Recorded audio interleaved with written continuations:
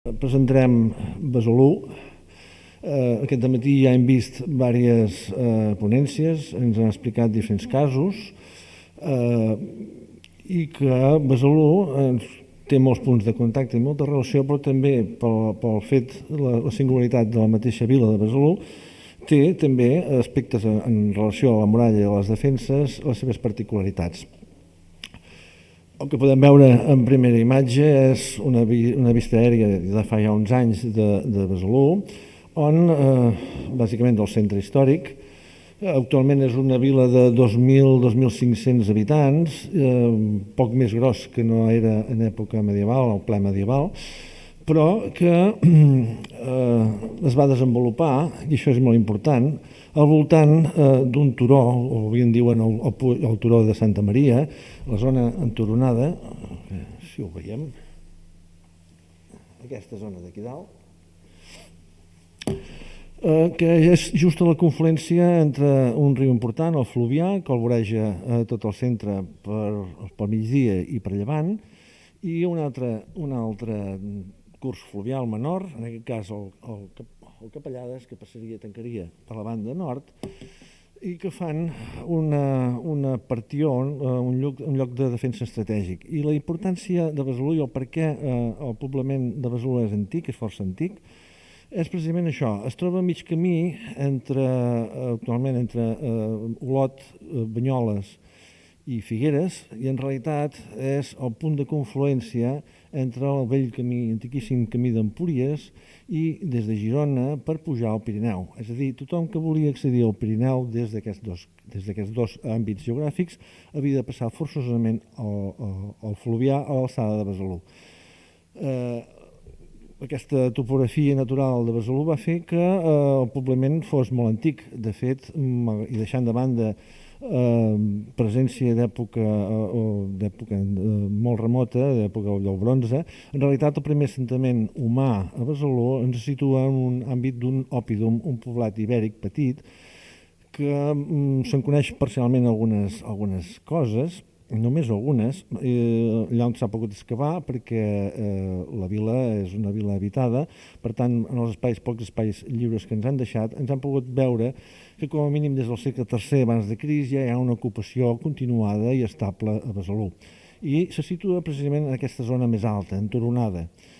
Tota la vila posterior, la vila medieval, hi va créixer al voltant i als redors.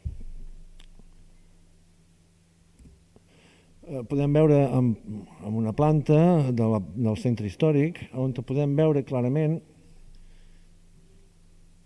la zona del turó de Santa Maria, dit així perquè en època medieval s'hi va construir el castell comtal, i l'església, la capella, en inici la capella castral, dedicada sota l'advocació de Santa Maria, i que va esdevenir més endavant, va ser transformada en un priorat i que va ser, en la Baix Edat Mitjana i de fet en època moderna, un dels puntals de poder de la vila que van organitzar la vila, juntament amb Sant Pere, que se situava al cenobi de Sant Pere, que el trobem aquí, que va ser la gran pota de poder quan la família comtal, quan el comtat va passar a partir del 1111 a herència dels comtes de Barcelona.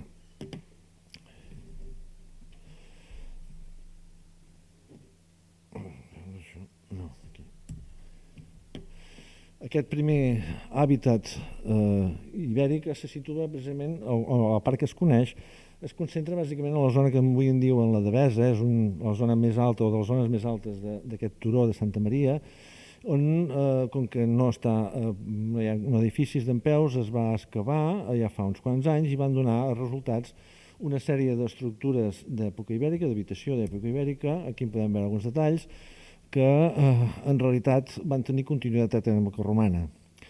Tenim estructures superposades dels segles 3, 2, 1 abans de Crist, però també de l'1, el 2 i el 3 després de Crist. És a dir, que aquest hàbitat, aquest petit poblat ibèric, va tenir continuïtat. No només això, sinó que, de fet, l'extensió, sobretot en època romana, no va anar més enllà estrictament d'aquest turó o Puig de Santa Maria i es va desplaçar i es va estendre a altres zones pràcticament coincidents més o menys amb el centre històric. Això va fer que els estudiosos, els erudits, no sabessin, i encara de fet no sabem ben bé definir quin tipus de poblament antic tenia Besalú. Se n'ha parlat d'un vicus, un barri, un carrer, no és una vila, hi ha estructures d'habitació, hi ha carrers, sempre el coneixement és molt parcial, molt tangencial, però que constata una ocupació continuada. I aquesta ocupació la tenim ben documentada fins al segle V, després de Crist. De tota manera, les traces, l'orientació dels murs són generalment diferents o sensiblement diferents de l'estructura medieval de la vila, que és la que avui s'ha conservat, més o menys s'ha conservat. De fet, aquí podem veure en la imatge en negre les estructures que funcionaven al segle V i en vermell les que se situen en un context alt medieval. En el 10 que veiem que, malgrat que hi pot haver-hi algun contacte i alguna reutilització, en realitat, malgrat que fragmentàries, estan parlant d'una orientació, d'una construccions totalment diferents. Tant és així que, per exemple, el carrer Tallaferro, la part alta del carrer Tallaferro, fa uns quants anys es va aixecar tot el paviment per passar tota la xarxa de serveis, de clavegram, enllumenat, etc. I van descobrir diferents coses. Per exemple, aquí podem veure bona part de les façanes medievals de les cases, que si bé les del marge dret de la imatge són medievals, la de l'esquerra és un edifici del segle XIX, però que en realitat va recular la façana per deixar un carrer més ample. A banda d'això, malgrat que molt retallat, aquí baix no es veu gaire bé la imatge, però podem veure les restes d'un paviment del Fucigninum que en l'excavació, en el control arqueològic, va determinar que es tractava d'una estructura de finals del segle I després de Crist. És a dir, al vell mig d'un carrer, un dels principals carrers del centre històric de Besalú, hi havia un paviment d'una casa, d'una habitació d'època romana. Això t'està dient que l'estructura, l'organització dels espais urbans, per dir-ho manera, d'època antiga en relació als medievals són ben diferents. I ara com ara no hem sabut trobar el desllorigador, aquest trànsit. Sembla ser que aquest procés de formació del teixit urbà actual ens situa en aquest context de segles VII-VIII. Tenim un segle VI que pràcticament no l'hem pogut documentar, però la població continua. I sabem, això sí, que al VIII ja comencem a tenir indicis de que realment l'estructura urbana actual comença a gestar-se en aquesta època. I què era a l'època medieval Besalú? Els primers documents que en parlen ens diuen d'una manera molt genèrica pagus visuldunensis, és a dir, ens parlen d'un territori ample, extens, que sembla que té una relació amb Besalú. De fet, no és fins al segle X quan els documents comencen a afinar una mica més i ja ens parlen del comtat de Besalú. És a dir, Besalú era la capital d'un comtat que es deuria formar amb la formació de la marca hispànica regida pels francs, és a dir, dintre l'organització franca d'aquest espai recentment conquerit. Evidentment, Besalú com a capital del comtat, els primers documents que l'esmenten, explícitament la vila, l'anomenen Castrum Visulduni, és a dir, Castrum, en el context terminològic de l'època, no és un castell, sinó que és un hàbitat, un nucli urbà fortificat. Ho dic perquè algunes vegades hi ha hagut la tentació per part d'algú de parlar de castell. No, en realitat el castell, que també existirà en època més endavant, el castell comtal, en diuen Castro, no en diuen Castro, mai en diuen Castro, no en diuen Castro mai. Diuen Castro i a més en el context dels segles XI-XII sí que fa referència a un castell. Per tant, distingim això.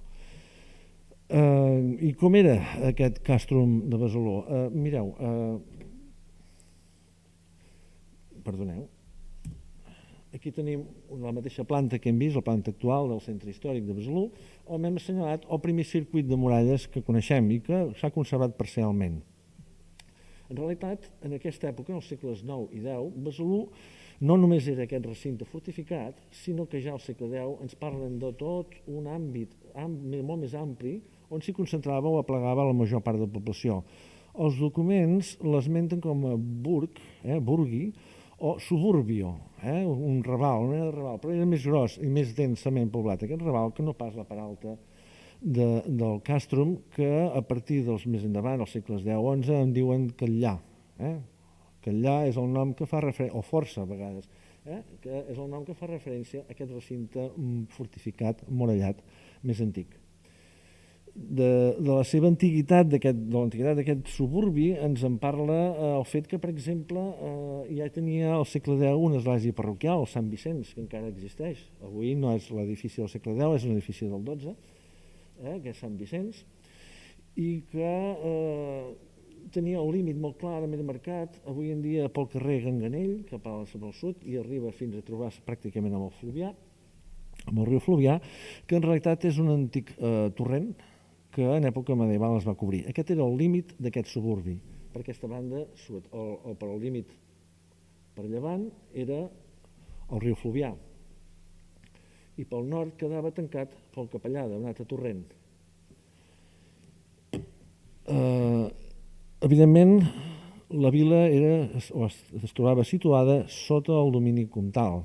Coneixem els diferents comtes de la família comtal, dels comtes de Besalú, família important. Recordem, per exemple, que Miró Bonfill, a finals del segle X, que a més de comte va ser bisbe de Girona, va fundar, i això és important, va fundar el monestir de Sant Pere. A veure si el trobem, no quedava fora d'aquí, hauria d'anar al monestir de Sant Pere el 977, i també fundava un monestir dedicat a Sant Genís i Sant Miquel, que és molt curiós, és un edifici que no s'ha conservat ni molt menys, però que rep moltes donacions aquests primers anys, aquests finals del segle X i bona part de l'XI, i fins i tot va ser la seu d'un efímer bisbat de Besalú, aconseguit pel comte Bernat Tallaferro, un personatge també interessant. Era germà del famós abat Oliva i bisbe de Vic, i que va aconseguir, va anar a Roma i va aconseguir que el concedissin un episcopat a Besalú. I va triar aquest antic monestir fundat pel seu avantpassat, Miró Bonfill. Va durar 3 anys perquè el comte moria l'any 1020 i el bisbat s'estroncava. Les restes o la comunitat de monjos d'aquest i primera seu episcopal de Besalú va tenir una certa continuïtat fins que la comunitat es va traslladar, ja convertida en priorat, de Santa Maria en el que havia estat la capella del castell comtal de Besalú, en el turó de Santa Maria. Aquí tenim les restes encara visibles. De fet, la nissaga comtal desapareix el 1111, el darrer comte de Besalú, i per herència passa a la família comtal de Barcelona. Per tant, el poder comtal es va allunyant de Besalú i són precisament els abats de Sant Pere de Besalú i el priors de Santa Maria els que maneguen o esdevenen els poders fàctics de la localitat. Com era aquesta muralla? Tornem enrere. Era un recinte tancat, definit per uns murs molt potents, allà on s'ha pogut comprovar i s'ha conservat, documentem gruixos de fins a 3 metres, un mur massís, construït sòlidament amb rierencs, amb còdols de riu, perquè Besalú, el subsòl de Besalú no té pedra, la pedra s'ha de portar del sud, de Banyoles o sobretot de Serinyà, on hi ha la pedra de travertí, però la construcció d'aquesta muralla es va fer amb còdols de riu. De còdols de riu sí que n'hi ha molt a Besalú, però una estructura molt sòlida. Aquesta muralla d'aquest càstrum sabem que ja funcionava al 10, però possiblement abans, ja veurem que segurament abans. D'aquest recinte se'n coneixen i se n'han conservat unes parts prou bé. En podem assenyalar principalment aquesta zona del sud i de llevant. I la més visible avui en dia és la de llevant. El fet és que la diferència d'alçada que hi ha entre el turó de Santa Maria, del Puig de Santa Maria i la part baixa del centre històric ha fet que es conservés afortunadament gairebé com a mur de contenció la muralla. Ho podem veure en aquest recinte antic, en aquesta part del migdia, podem veure com això és el mur de contenció, que en realitat la part de dalt, si ens hi fixem, no és res més que un mur de contenció modern, amb una brana, però la part de baix, d'aquí cap a baix, uns més d'11 metres en vertical, encara és la muralla aquesta alt medieval. Tornant, anant cap en direcció a llevant, fins al carrer, aquí tornem enrere, aquesta zona d'aquí, hem vist això d'aquí, just aquesta zona d'aquí, a la imatge anterior, i ara ens anem a parar aquí. Aquest és un dels portals d'aquest recinte antic, encara es considera prou bé. Tanmateix, probablement no és original. Si bé per fora es veu perfectament unitari amb el mur, per dintre es veu perfectament com la paret, la muralla, va ser esvorencada expressament i per obrir un portal, és a dir, que aquesta porta no és original. De fet, aquesta porta, el primer esment documental el tenim al segle XIV. No obstant això, sabem que el carrer que anava d'un costat a l'altre, malgrat que no s'esmenti un portal, era molt anterior. De fet, ja de l'11. I de fet, pensem per l'estructura i per paral·lels que realment es tracta d'una porta oberta al segle XI, just quan hi va haver-hi una gran reforma de les defenses a Besalú. Aquí podem veure un plano esquemàtic però ben detallat, aquí tenim la porta que hem descrit i veiem que a partir d'aquí el recorregut sempre és bastant sinuós, s'adapta perfectament a la topografia i en aquest recorregut tenim constància com mínim de 3 torres. Aquí en tenim una al costat flanquejant el portal i seguint el carrer l'actual carrer de Rocafort en tenim una altra perfectament ben conservada. La tercera de la que tenim constància només en tenim constància documental, perquè tota la part nord d'aquest turó de Santa Maria va ser objecte de forts talussos quan van obrir la carretera nova per anar de Banyoles a Olot. A finals del segle XIX, principis del XX, es va talussar tot i amb això es va perdre una bona part important d'aquest límit de la muralla. Però si s'hi poden fixar bé, són unes torres certament peculiars. Si ens mirem bé, no sobresurten gens del perfil de la muralla, o ben poc. Se situen en llocs de flanqueig, de canvi de sentit sobtat de la muralla, però en realitat no sobresurten gaire de la muralla, estan completament incorporades a la muralla. Aquí en podem veure en detall la primera, en planta, que va ser objecte d'una intervenció arqueològica el 2008. En realitat, l'immoble actual la va incorporar i finalment la va eliminar per guanyar espai per la casa.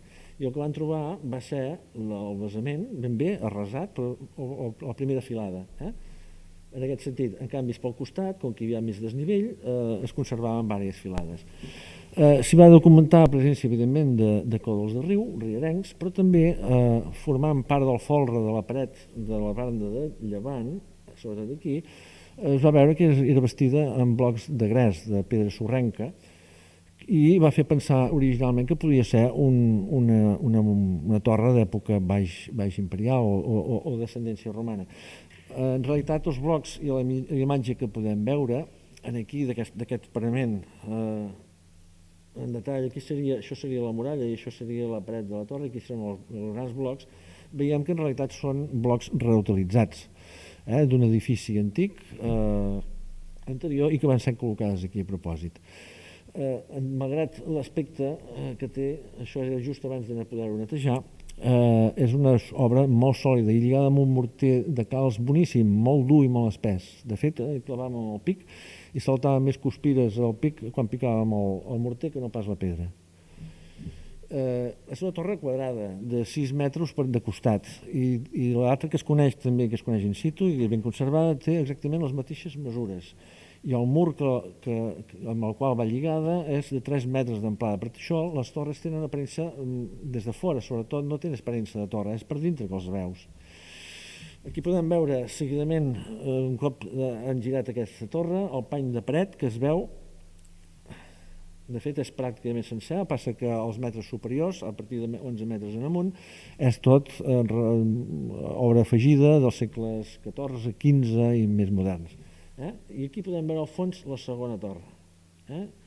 Els pisos superiors són sobretot d'obra del segle XV. Malgrat que utilitzen el mateix material de rierenc de sempre, sembla que puguin ser unitàries, però en realitat la part conservada in situ només són dels 10 o 11 primers metres des de la base. Podem veure a la base una estructura estranya que en realitat ja va haver un rebaix en el subsol i al segle XIV, a més, hi van afegir això, alguna mena d'escarpa, un contrafort per ajudar a la defensa del mur, però són afegits, elements afegits posteriorment. Per dintre, aquesta torre va ser objecte d'excavació i s'hi van poder entrar i podem veure en aquesta imatge, en realitat, una volta que no té res a veure ni amb la muralla ni amb la torre, perquè es va afegir al mitjan segle XVI. Aquí hi havia hagut un pas, un camí, un corredor entre la muralla i el que era l'estructura de la vila, i que al segle XVI, amb un propietari de la casa que tenia al costat, els hi van deixar cobrir el carrer sempre i quan deixés lliure la circulació del carrer, i és per això que tenim aquesta estructura. I ni tan sols aquí és la muralla, això, en realitat és el mur que ajuda a aguantar la volta, la muralla que queda dintre. Ara bé, el que veiem aquí al fons sí que és l'estructura de la torre. De fet, és tota massissa, té uns quants metres massissos de la base, i de fet és massissa fins al nivell de combat. Segurament hi havia dos, com a mínim dos, però és tota massissa. I evidentment els accessos es feien des del pas de ronda de la muralla. Si es poden veure, és molt diferent d'una estructura del 16, per exemple, en això, que fa servir rierencs i pedres pràcticament maçons col·locats així com bonament van poder, i el que sí que s'ha determinat, en la torre costa més de veure, però en alguns panys de muralla, sobretot del carrer Rocafort, és que, malgrat que és una obra de pedra i morter, es va construir amb encofrat. Es veuen els trams d'encofrat de pràcticament 2 o 3 metres de llarg, i un metre, més o menys metre i poc escaig d'alçada, i anaven fent trams, i els forats que deixaven de les bastides per col·locar es tapaven, però no sempre, i algunes vegades han quedat al forat, però sí que es veuen els diferents trams, això s'aprecia molt bé, no tant a les torres, però sí en el pany de muralla.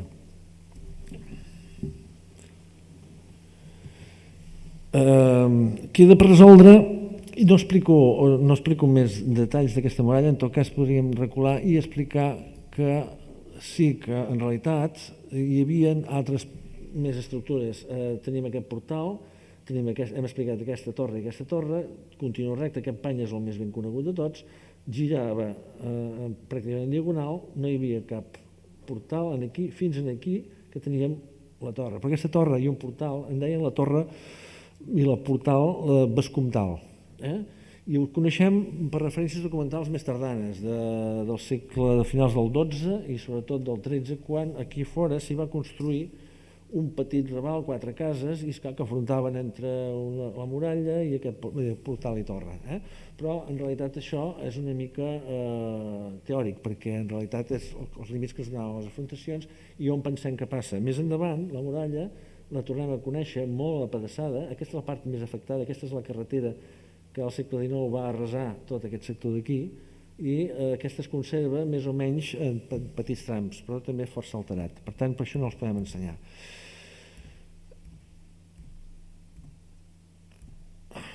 Ara bé, falta aclarir de quina època es va construir. Sabem que al segle X, probablement si era un càstum, ja tenia muralla. La pista arqueològica, no documental, ens la va proporcionar l'excavació d'un pati d'una casa coneguda popularment com la Casa de la Moneda, en aquest sector d'aquí,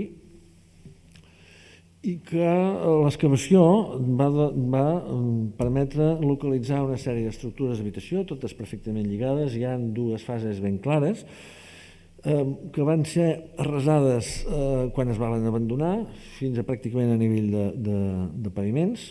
Tot el material aprofitable es va recuperar i es va aplicar reutilitzar en altres indrets i va quedar arrasat i després es va colgar. I sabem que al segle XIII ja feia temps que era colgat perquè a sobre hi van localitzar una sitja aquí que donava cronologies clares de primera meitat del XIII.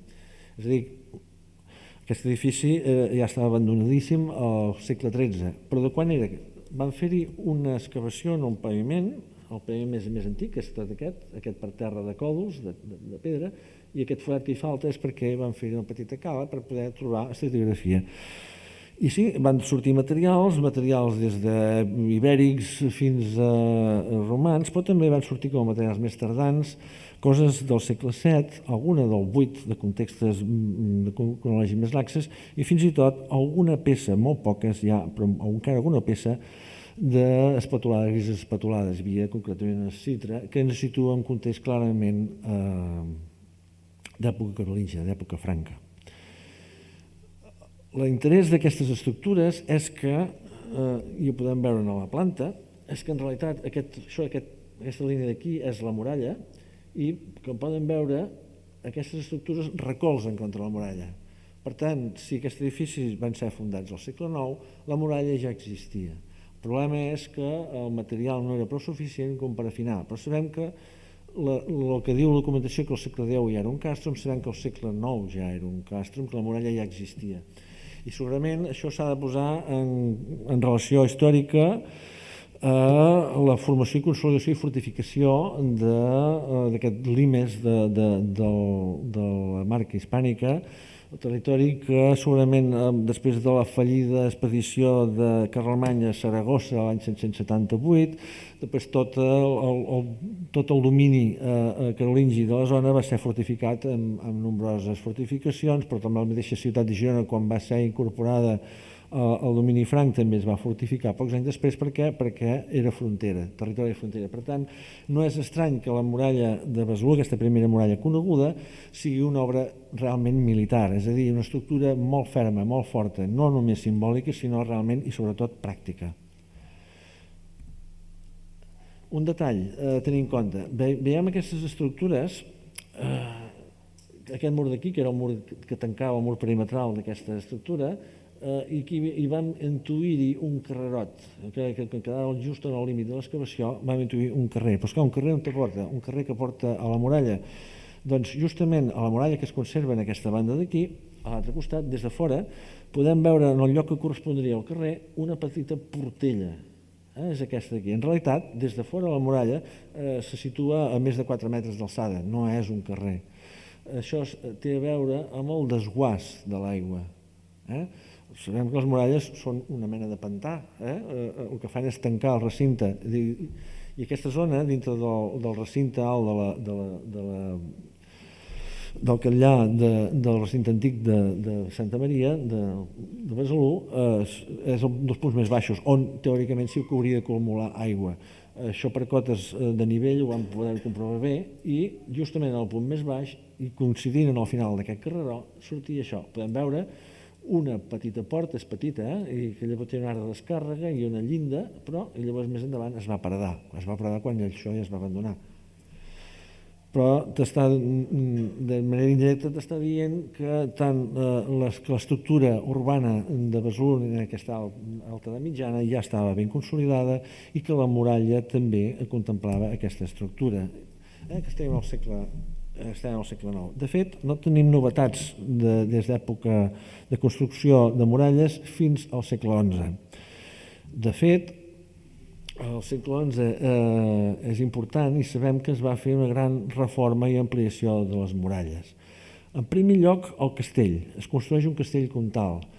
Ho sabem que gràcies a un document de l'any 1029, sempre hem d'anar recolzant-nos a la documentació escrita, perquè en aquell moment el comte de Besalú del moment, Guillem el Gras, que va governar entre l'any 1020 i 1052, i l'abat de Sant Pere fan un acte de pacificació, per la qual el comte i els seus homes deixaran d'atacar i d'assaltar els béns, homes i propietats de l'abat, de Sant Pere, a canvi que l'abat dongui 300 mesures de calç, d'obra de morter de calç, per a l'obra del castell nou, per a l'obra del castell del comte.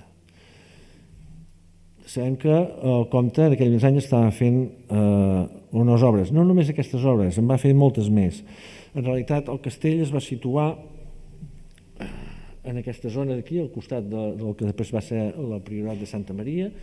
Pràcticament no n'ha quedat ni gat ni gallina, algun murat suelto, del que no se'n pot dir gaire res, però a banda de fer això, el que va fer va ser l'antic recinte carolingi el va segregar, va construir un mur des del portal que hem vist al carrer Tallaferro fins separant dos parts. Una seria el castell, tot aquest sector seria anomenat castell, i aquest sector d'aquí seria anomenat el castlà, el catllà. A vegades els documents sempre diuen catllà. De fet, en realitat diuen catllà a tot arreu, però quan diuen castell del Comtal parlen d'això d'aquí. Sabem que les obres d'aquest castell nou no es va veure acabades en aquest compte perquè, per exemple, la capella del castell dedicada a Santa Maria no es va consagrar fins l'any 1055, feia 3 anys que era mort el comte, i que encara als anys 70 hi ha alguna donació per fer obres de muralles i obres de defensa. Per tant, sembla que les obres van durar força, però és que van ser importants perquè no només van ser construir un castell, sinó que a més es va construir tota una ampliació de muralla, que seria aquest sector d'aquí, per protegir l'antic suburbi, l'antic burg, que tenia un traçat peculiar, però perquè s'adaptava a la part urbana que havia crescut fora des de feia molts i molts segles. En realitat teníem que aquest sector d'aquí és el que avui seria el pur centre històric de Besalú, del centre antic, que tenia una parròquia que era Sant Vicenç, ja al segle X, però tot i així quedaven edificis i elements fora de la muralla. Teníem aquí l'església de Santa Maria Belllloc, que ja surt esmentada al segle X també, que semblava que no és parroquial sinó que és sufragània de Sant Vicenç, i després ens queda més a fora la Sant Martí de Capellada, que també va acabar donant forma i contingut a un raval baix medieval. I evidentment quedava fora el monestir de Sant Pere. El que poden veure aquí no és l'estructura urbana actual, que en realitat sí que ho és, sinó el que coneixem a través de capbreus i molts documents que ens situen la fesomia de Besalú que podia tenir el 1300. Però que no difereix gens o ben poc de l'actual, però sí que ens marca molt millor aquest moment. En realitat aquí hem marcat una altra estructura de muralla, però que ja en parlarem més endavant, que és la més tardana. Ara ens centrarem en aquest recorregut. Empalmava amb la muralla amb la muralla del recinte al medieval, tancant i tornant a enfilar cap al nord en la zona que en deien Torell. Aquest Torell és un turó, el Torell de fet és un diminutiu, encara la nomenclatura d'aquest sector en diuen Torell, on hi havia un barri d'unes quantes cases i s'hi van construir 2 torres. De portals d'aquest tros d'aquí hi havia el portal de Belllloc, lògicament per la proximitat amb el cementiri i l'església de Santa Maria de Belllloc, i el portal de Torell, que era aquí. Continuava baixant fins a arribar en aquest punt, aquesta confluència, on girava, perquè aquí ja hi havia el ganganell que marcava de límit, feia de fossar natural i marcava el límit. En aquest lloc d'aquí hi havia una porta que els documents anomenen Porteguera, i de fet en llatí, ho diuen en llatí, i de fet aquest nom va ser el que va quedar fins al final, fins que va desaparèixer el portal, Porteguera, el portal de l'aigua, la porta de l'aigua. Travessaves resseguint sempre el ganganell fins a arribar al Fluvià. Llavors girava i teníem com a mínim un portal aquí, que era el portal, que més en època baix medieval se'n va anomenar el portalet, era un petit portal, i arribava fins al pont. El pont, que avui és la icona i la imatge de Besalú, en realitat també és d'aquesta època. Hi ha un document de finals del 10, unes donacions comtals, que esmenten tots els límits que donen a Sant Pere de Besalú, i diu tot el que tinc al compte i tot el que tinc dintre aquests límits t'ho dono, i donen límits de la meitat del municipi de Besalú. I un dels punts de referència que fa servir és precisament el pont, i estan parlant de l'any 1075. També esmenten una altra torre que no havíem esmentat abans, la Torre Lardera. És un afegit que es va fer al segle XI, una torre que es va pràcticament no integrada amb el mur antic, sinó al costat, lleugerament separada, escassos centímetres. I aquestes marcaran també una mica la història. Detalls, només algun detall. Podem veure, per exemple, tocant a la porta del carrer Rocafort, aquella imatge que us he ensenyat del portal sencer, que això és el que queda visible d'una part d'aquest mur, del recorregut d'aquest mur. Se'n va excavar una llargada d'uns 40 metres per sota el paviment del carrer i vam poder veure que sí, que seguia amunt, amunt, amunt, aquesta muralla. En realitat, aquí podem veure una mena de poti de materials lapídics que formen part d'aquest mur. Bàsicament tenim rierencs, però també tenim blocs de sorrenca d'edificis antics, segurament romans perquè encara tenen grapes i forats de cura d'uraneta, però que són col·locats de manera sense cap mètode i només com a material de reutilització, de reprofitament. Al final d'aquest mur hi trobàvem una torre rodona, també desapareguda, però que una excavació de finals de, això devia ser el 97-98, la va redescobrir, la va poder datar, segle XI, ens confirmava que realment tot aquest mur de separació del castell amb la resta de la muralla del recinte de l'antic càstrum, i a més van construir a l'angle, van construir aquesta torre, una torre imponent, o devia ser imponent als 100 temps, només queda la base i això és el sòcol del fonament. Vam veure que retallava sitges del 10 i que en la trinxera o la rasa de fonamentació ens donava material suficient com per datar al segle XI. Aquesta tenia un diàmetre molt semblant a la torre Lardera que abans he esmentat. Aquesta s'ha conservat més malament que bé, però aquí tenim una foto, veiem una secció. En realitat es conserven molt parcialment perquè els francesos l'any 1814, les tropes napoleòniques, quan anaven, abans de marxar en retirada, van volar algunes defenses de Besalú per si mai havien de tornar-hi. I aquesta la van fer esclatar per dintre, la van emplenar de pólvora i la van fer esclatar i per això va quedar tota esberlada. Una excavació va confirmar que realment no era semicircular, que fins i tot se'n dubtava, sinó que era totalment cilíndrica i amb un diàmetre molt similar a la que hem vist abans. Això és vist des de la carretera, se'n va salvar de miracle quan van fer obrir la carretera, però el suficient com per veure. I aquesta és una referència constant als documents que parlen d'aquesta zona de la Devesa i aquest sector septentrional de Besalú des del segle final de l'XI, de fet fins al XV, encara el 1447 que es fa un inventari general i un peritatge per redreçar i apedaçar les muralles, un dels punts de referència va per tram encara és la torre de Lardera, la torre de Llardera, Lardera perquè els documents ho diuen en llatí, diuen Lardera, però hauria de ser Llardera, de llard.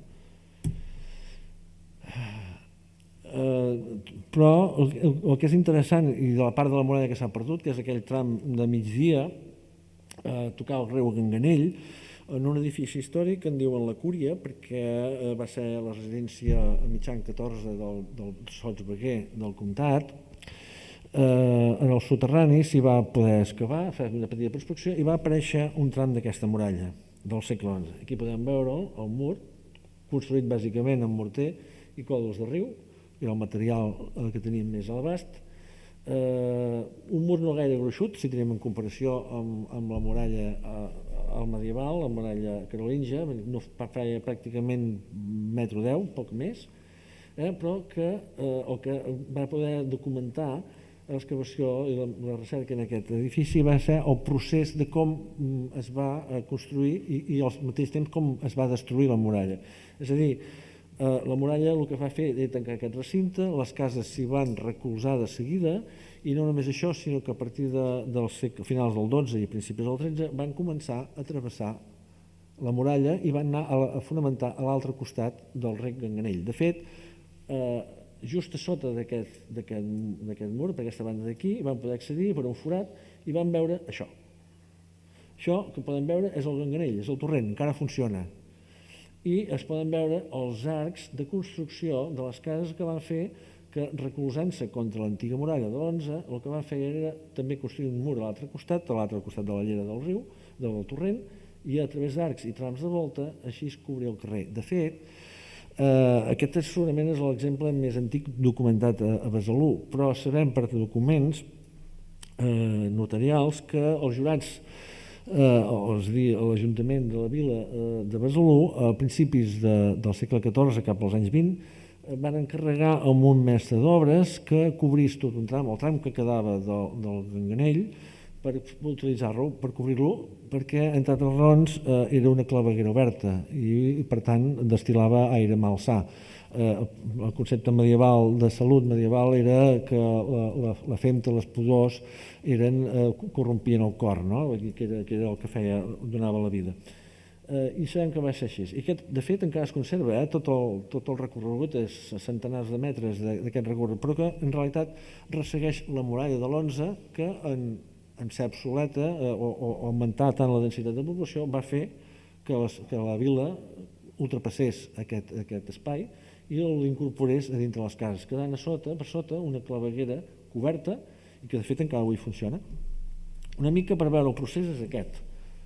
Podem veure, això seria la muralla, les cases ja s'estan construint i aquest procés d'arcs i trams de voltes. Construint un mur a l'altre costat del Ganganell i tot el Ganganell cobert. Però en realitat el límit per la banda de nord d'aquest Ganganell era la muralla antiga. Fent tot el periple d'aquest recorregut en el segle XI havia de tornar a empalmar fins a passant, resseguint tot el riu Fluvià, fins a tornar a empalmar amb la muralla antiga del carrer Rocafort. El que podem veure aquí, aquesta imatge, és precisament això que veuen aquí, és la muralla al medieval, aquí es conserva pràcticament 11 metres, més d'11 metres d'alçada, i aquest tram de mur aquí, i amb aquest portal, és la muralla de l'11 que ve a enllaçar amb la muralla antiga.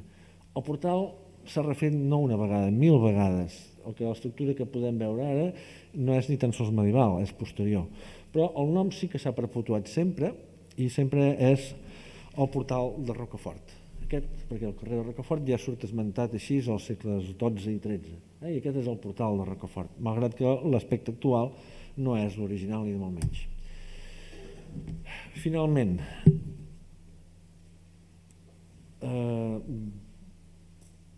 arribem ja a la baixa de mitjana, segle XIV, com casos, aquest dematí s'han parlat com els casos de Montblanc i tantes viles i ciutats de Catalunya.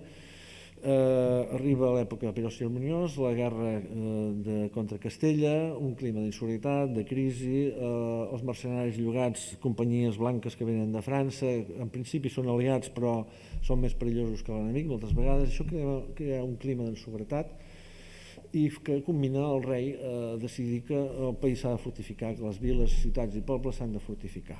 I el cas de Besalú no és una excepció.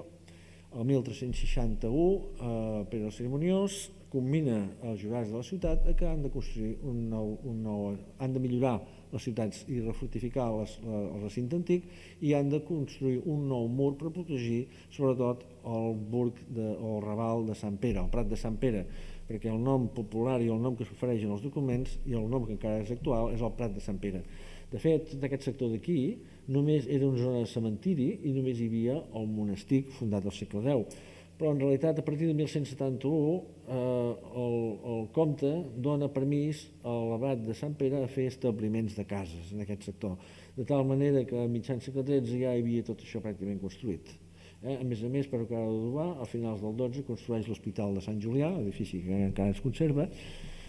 Per tant, hi havia aquí un flux de població important, deixant de banda que des d'aquest espai que carrer d'aquí, que era el camí d'anar a Olot, i aquest d'aquí, la Porteguera, que s'hi va créixer, construir un raval, hi havia una xarxa urbana de població flotant que quedava fora. Per tant, es va construir una nova muralla.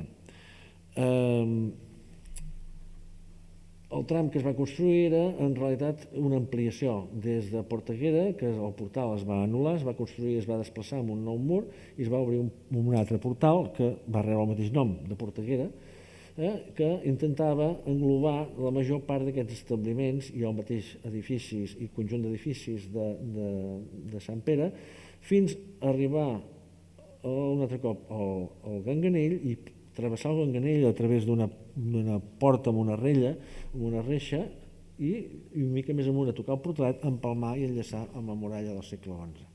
Aquesta és la idea inicial i el que es va fer més aviat. En tot, va trigar molts anys a poder-se construir per la situació de crisi, els problemes i pel cost que suposava la construcció d'aquests murs. De fet, ja s'ha dit al matí que els de Montblanc van quedar endeutats, els de Besalú també van quedar endeutats durant molt de temps i de fet no van acabar les obres del tot fins al 1401-1402, és a dir, des del 1361 que el rei diu heu de construir la muralla fins al 1401-2 no, són molts anys, són 40 anys llargs. Ara podem veure sobretot el que s'ha conservat més, la que no s'ha conservat gaire és aquest sector d'aquí. Aquí fa el 2008 fent unes obres de clavegueram va sortir part de l'escarpa d'una torre, la torre d'en Cornellà. En Cornellà era un senyor que tenia molts interessos en aquest sector d'aquí, tenia la casa que era aquí, que és Can Llaudes, conegut a Vara perquè també en diuen Can Cornellà. Durant 200 anys la seva família van viure així, és un edifici imponent. I tot aquest tall de muralla en realitat avui en dia queda amagat perquè funciona com a tanca de les finques, tanca particular privada de les finques d'aquest sector d'aquí. Aquest sector d'aquí es va enderrocar i el que es conserva més és aquest tros d'aquí, i és el que podem veure, és a dir, la zona sud.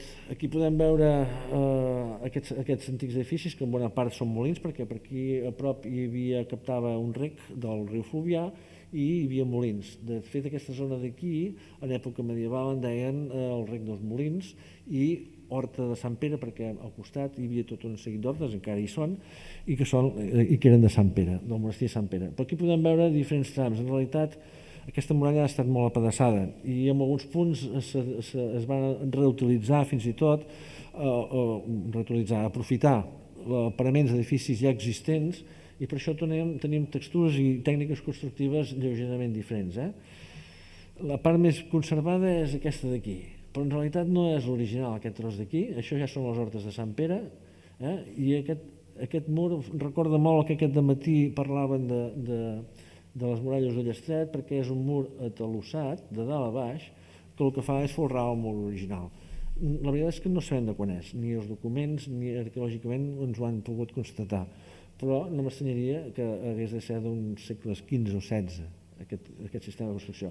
Aquí podem veure a la dreta el portal dels Horts, que és avui en dia s'hi accedeix a través d'un carrer que se'n diu la Baixada de la Font, però que en l'època medieval era el portal dels Horts, o el portal dels Horts de Sant Pere, que aquí podem veure en detall.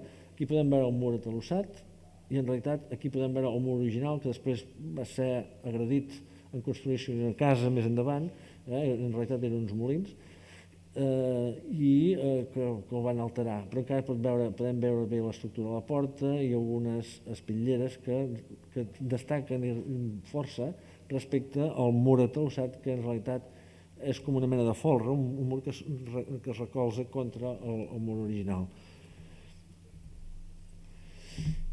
Seguint ja el riu Fluvià, el que el tenim en primer terme, aquí és interessant aquesta imatge perquè tenim les dues muralles, la de l'11 que passa per darrere i més enlairada, i la del 14 que arriben aquí. En aquest punt d'aquí, aquest gira, i va trobar el portalet, una petita entrada.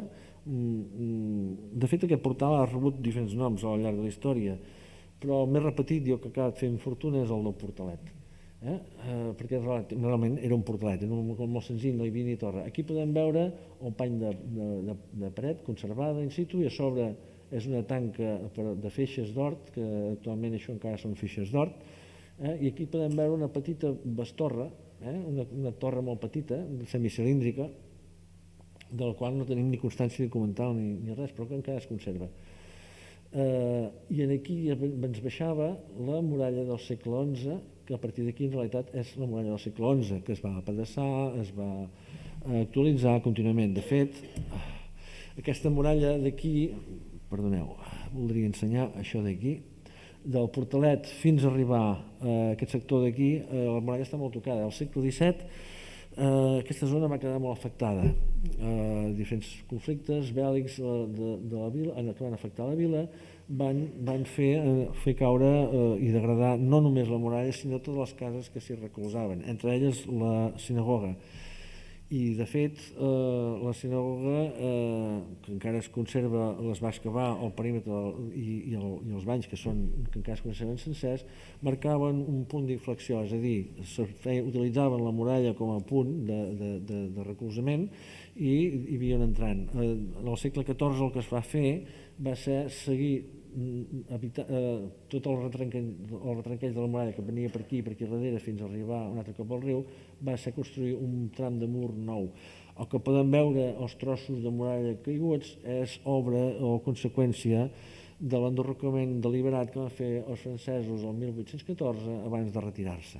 I de fet, des del 1814 encara tenim aquests trossos imponents de muralla. Aquí hi havia un petit, abans d'arribar, estem molt a prop del pont, i abans d'arribar al pont hi havia un petit portal, no té nom, almenys documentalment no, en diuen un portal, i això que veiem aquí és una estructura relacionada al portal, perquè està caigut, des de la part alta és com una mena de barbacana, el que passa que va caure i ha quedat aquí sobre el riu i costaria molt d'esbrinar.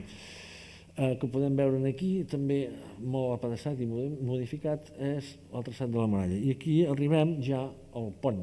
Veiem aquest tros que hem vist abans, aquest d'aquí, aquí es pot veure perquè és clavegram obert, i aquí enllaçava. Aquí el pont és interessant, perquè el pont, que és la imatge, l'icona de Besalú, que sabem que és del segle XI, però en realitat del segle XI no li queda ben poca cosa, perquè ha patit aiguats, guerres, de tot, i s'ha hagut de refer diverses vegades. De fet, el 1311 tenim un arbitratge, un litigi, perquè un aiguat havia arribat a cobrir un ull del pont, és a dir, l'aigua havia arribat fins aquí dalt, o per aquí prop, i llavors van decidir aixecar més amunt un dels arcs i construir un de nou. I a més el pont que avui acaba aquí tenia un altre arc aquí, i a l'aixecar-lo va haver-hi controvèrsia, perquè els veïns que tenien les cases a tocar el pont, si pujaves al pont els hi tancaves la casa, i sabem que hi va haver-hi tot aquest problema, i que en realitat la muralla, que sí que empalmava amb el pont, ho feia més reculadament. És allò que dèiem que fins al segle XIV la imatge que tenim de la muralla que passa arran del riu no sempre, anava una mica més per dintre. De fet, les torres aquestes van ser de les últimes coses que es van construir de les muralles. Se'n comença a parlar, els documents de la Universitat de Besalú comencen a parlar-ne el 1390, però no es van fer fins al 1395 i encara, segons com, sembla que no es van acabar fins al 1397-98. N'hi ha dues, aquesta és una en què es pot veure el mur com hi enllaça, i es van construir sobre les creus, sobre els pilars del pont. De fet, aquesta és la imatge més típica i tòpica de Besalú, i aquí tenim les dues torres. En realitat, però, de l'estructura original només en tenim l'embasament. A principis del segle XIX havien de portar unes maquinària per a una indústria tèxtil a Olot, i se'n van donar compte, quan va arribar al pont, que no passava. La màquina no passava pel pont. I en lloc de recular i passar per altres llocs, van dir no, serà més fàcil si enderroquem la torre i passem. I van fer-ho així. I per això les torres van quedar escapçades al segle XIX.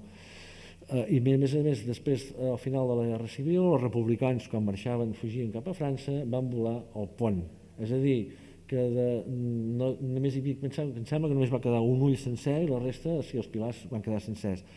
I això no es va restaurar o es va reconstruir fins al 1965. Vull dir que la imatge que veiem d'aquest Besalú amb aquest pont romànic tan interessant en realitat és fruit de pedaços i de refetes i bona part des del segle XX. De fet, aquí ja puc acabar. Si algú vol algun aclariment o alguna cosa més, és que parlar de Besalú podria parlar-ne molt més i molt més extensió, el que passa que hem intentat ajustar-me una mica al temps, no sé si anem de temps. Ben bé? Doncs això, amb això dono per acabat la xerrada.